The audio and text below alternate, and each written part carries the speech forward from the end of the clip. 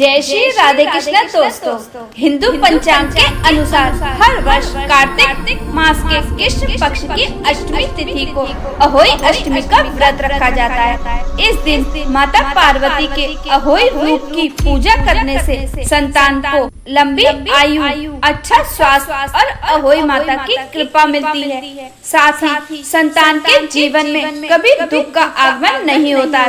प्रिय दोस्तों, खास बात यह है कि इस बार अहोई अष्टमी पर कई दुर्लभ और शुभ संयोग बन रहे हैं, जो बहुत वर्षों के बाद साथ में पड़ रहे हैं। इस बार शिव योग, सिद्ध योग, परिणी योग, साथ ही में रवि योग का संयोग अहोई अष्टमी के और भी विशेष बन रहा है। तो चलिए दोस्तों, जानते हैं कि इस बार अहोई अष्टमी पर व्रत कब रखना है, सही तिथि क्या है, पूजा का शुभ मुहूर्त क्या रहेगा, तारा और चंद्रमा का उदय का शुभ मुहूर्त क्या रहेगा और पूजा विधि क्या रहेगी और पारना कब करना है। इन सभी बातों की जानकारी आपको हमारी इस वीडियो में मिल जाएगी। तो दोस्तों, वीडियो को शुरू करते हैं। इस बार कार्तिक मास की कृष्ण पक्ष की अष्टमी तिथि 13 अक्टूबर के दिन सोमवार को शुरू होगा और अष्टमी तिथि समापन 14 अक्टूबर के दिन मंगलवार को सुबह 11:09 पर होगा। तो ऐसे में अहोई अष्टमी का व्रत 13 अक्टूबर दिन सोमवार को रखा जाएगा। अहोई अष्टमी के दिन पूजा का शुभ मुहूर्त 13 अक्टूबर शाम को 5:53 से लेकर 7:08 तक रहेगा। यानी सभी माताओं को पूजा का कुल समय 1 घंटा 15 मिनट का मिलेगा। इस दौरान आप अहोई माता की पूजा कर सकती हैं। तो दोस्तों, कुछ जगहों पर तारों को देखकर व्रत का पालना किया जाता है, तो वही कुछ जगहों पर चंद्रमा उदय के बाद ही अहोई माता का व्रत खोला जाता है। ऐसे में सबके यहाँ अपनी अपनी अलग अलग परंपराएं होती हैं। तो अगर आप तारों को देख अहोई व्रत को पूरा करते हैं, तो इस दिन तारों का उदय होने का समय शाम को 6:17 पर होगा। इसके बाद आप व्रत खोल सकते हैं। वहीं अगर आप चंद्रोदय के बाद व्रत का पारण करते हैं, तो चंद्रोदय 13 अक्टूबर को रात 11:20 पर होगा। यानी 11:30 के बाद आप अपने व्रत को खोल सकते हैं। तो दोस्तों, चौथ के दिन जैसे चंद्रमा का उदय बहुत पहले ही हो जाता है, लेकिन अहोई अष्टमी पर ऐसा अक्सर देखा जाता है कि चंद्रोदय काफी देर से होता है। तो इसलिए ऐसे में अगर आप चाहें तो 11:20 के बाद ही अपने व्रत खोल सकते हैं। तो इसीलिए अगर आप चाहें तो 11:20 के बाद अपने व्रत खोल सकते हैं। नहीं तो आप अगले दिन सुबह स्नान करने के पश्चात ही अपना व्रत खोल लीजिए। लेकिन अगर आप रात को ही अपना व्रत खोलती हैं, तो किसी भी प्रकार तामसिक भोजन पाकर व्रत नहीं खोलना चाहिए। आपको शुद्ध सात्विक भोजन ही सेवन करके अपना व्रत खोलना चाहिए। सात्विक भोजन में जैसे आप फल या फिर सूखे मेवे, साबूदाना, यह सारी चीजें खाकर अहोई माता का व्रत खोलना अत्यंत ही शुभ होता है। प्रिय दोस्तों, ऐसे में अब जानते हैं कि अहोई के दिन पूजा कैसे करनी है और इसकी तैयारी किस प्रकार करनी चाहिए। तो दोस्तों, अहोई अष्टमी के दिन महिलाओं को सुबह स्नान ध्यान के बाद व्रत का संकल्प लेना चाहिए। संकल्प के दौरान यह भी कहा गया है कि व्रती बिना कुछ खाए या बिना पानी पिए रहेंगे और अपने पारिवारिक परंपराओं के अनुसार तारों या चंद्रमा को देखने के बाद ही अपने व्रत का पारण करेंगे। शाम को पूजा से पहले की तैयारी पूरी तरह से कर लीजिए। इसके लिए दीवार पर देवी अहोई का चित्र बनाइए। पूजा के लिए उपयोग की जाने वाली अहोई माता की तस्वीर में 8 कोने होने अति आवश्यक हैं। इस बात का अवश्य ध्यान रखिए। साथ ही तस्वीर में देवी अहोई के साथ से यानी हाथी और उसके बच्चे भी देवी के पास में ही होने चाहिए। मान्यता के अनुसार एक कांटेदार स्तनपायी है। यदि दीवार पर चित्र बनाना संभव न हो सके तो आप बाजार से जाकर अहोई अष्टमी का एक सुंदर सा चित्र लाकर खरीदकर घर पर विधि विधान से उस पर पूजा कर सकते हैं। अहोई अष्टमी की तस्वीर के साथ बेटे और बहुओं को भी दर्शाया जाता है। इस बात का अवश्य ध्यान रखिएगा। इसके बाद पूजा स्थल को गंगा जल से पवित्र कर लीजिएगा और एक सुंदर सा अल्पना बनाइए। पूजा स्थल पर लकड़ी की चौकी पर गेहूं बिछाकर एक जल से भरा कलश रखिए और कलश का मुख मिट्टी के ढक्कन से जल भरकर करवा से ढक दीजिए। इसे भी ढक्कन से ढक दीजिए। करवा की जो जल को सीख से बंद कर दीजिए। पूजा के दौरान अहोई माता और सेई को सरई से के साथ कोपली भी चढ़ाई जाती है।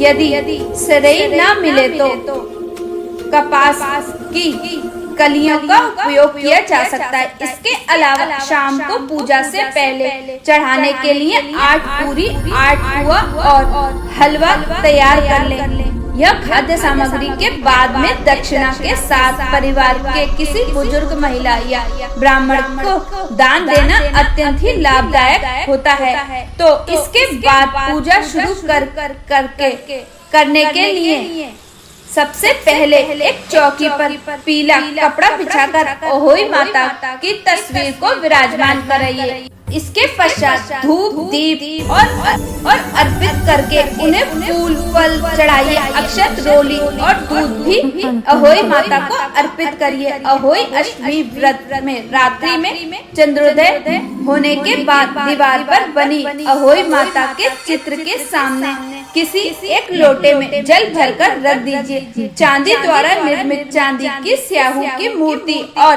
2 गुड़िया रखकर उसे मोली में गूंथ लीजिए।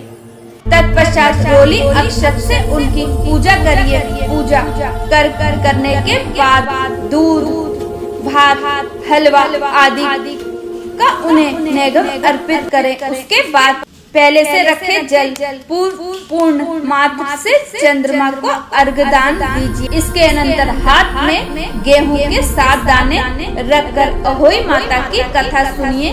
कथा का श्रवण करने के बाद मोली में पिरोई गई अहोई माता को गले में पहन लीजिए। नैवेद्य को ब्राह्मण को दान कर दीजिए और यदि ब्राह्मण न मिले तो अपनी सास को दे दीजिए। इसके अनंतर स्वयं भोजन ग्रहण कीजिए। प्रत्येक संतान उत्पत्ति के बाद एक अहोई माता की मूर्ति बनवाकर पूर्व में बुधे हुए मोली में बढ़ाते जाइए। प्रत्येक पुत्रों के विवाह के बाद भी इसी प्रकार से क्रिया दोहराइए। जब भी गले से अहोई उतारने की आवश्यकता पड़े तो किसी शुभ दिन में ही उतार कर उन्हें गुड़ आदि का नैवेद्य देकर जल का आचमन कराकर ही रखिएगा।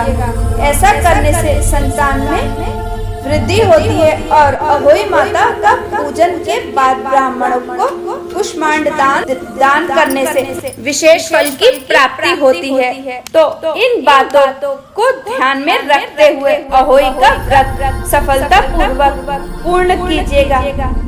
तो दोस्तों, अहोई अष्टमी का व्रत केवल धार्मिक क्रिया नहीं बल्कि माता की सच्ची भक्ति और महत्व की शक्ति का भी प्रतीक है।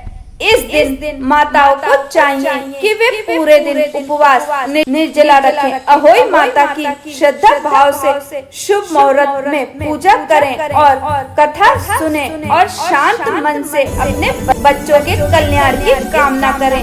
व्रत के दौरान क्रोध अनावश्यकता खाने पीने से बचना अत्यंत आवश्यक है। यदि कोई गलती हो जाए तो प्रायश्चित करें और पुनः भक्ति के माध्यम से व्रत का फल प्राप्त किया जा सकता है। अहोई अष्टमी न केवल बच्चों की लंबी उम्र, लंबी आयु और सुख शांति के लिए महत्वपूर्ण है, बल्कि यह माँ की भक्ति और परिवार में सकारात्मक ऊर्जा का संचार का भी अत्यंत ही सुगम अवसर माना गया है। तो दोस्तों, आपने वृंदावन राधा कुंड के बारे में तो अवश्य ही सुना होगा। अहोई अष्टमी के दिन राधा कुंड में बहुत ही विशेष महत्व माना गया है। राधा कुंड का बहुत ही विशेष महत्व माना गया है। ऐसी मान्यता है कि अहोई अष्टमी के दिन अगर कोई माता वृंदावन जाकर राधा कुंड में सुबह सुबह स्नान कर ले तो उन्हें अहोई माता के साथ साथ श्री राधा रानी और श्री कृष्ण का भी विशेष आशीर्वाद प्राप्त होता है। यह स्नान न केवल आध्यात्मिक लाभ देता है, बल्कि जीवन में सुख शांति और संतान सुख की प्राप्ति का मार्ग खोलता है। ऐसी विशेष मान्यता है कि अगर कोई दंपति साथ में राधा कुंड में अहोई अष्टमी के दिन स्नान श्रद्धा भाव से करे तो अहोई माता और श्री राधा जी से संतान प्राप्ति की प्रार्थना करे तो उनकी यह मनोकामना अवश्य पूर्ण हो जाती है। और उनकी हर मनोकामना पूरी होने के बाद माताओं को अपने बच्चों के साथ पुनः उस राधा कुंड में आना चाहिए और यहाँ पर स्नान कराना चाहिए। बच्चे को मुंडन संस्कार भी वहीं कराना चाहिए। अगर इस नियम का पालन किया जाए तो अहोई के दिन संतान प्राप्ति का आशीर्वाद जरूर प्राप्त हो जाता है। तो दोस्तों, अहोई अष्टमी से जुड़ी यह संपूर्ण जानकारी, अगर आपको हमारी यह जानकारी जरा भी पसंद आई हो तो हमारे चैनल को सब्सक्राइब जरूर करिएगा और वीडियो को शेयर करना ना भूलें। अगर आपको हमारी वीडियो अच्छी लगती है तो लाइक कमेंट शेयर जरूर करिएगा और एक प्यारा सा कमेंट करना ना भूलें। मिलते हैं इसी तरह की एक और नई जानकारी के साथ, तब तक के लिए जय श्री राधे कृष्णा।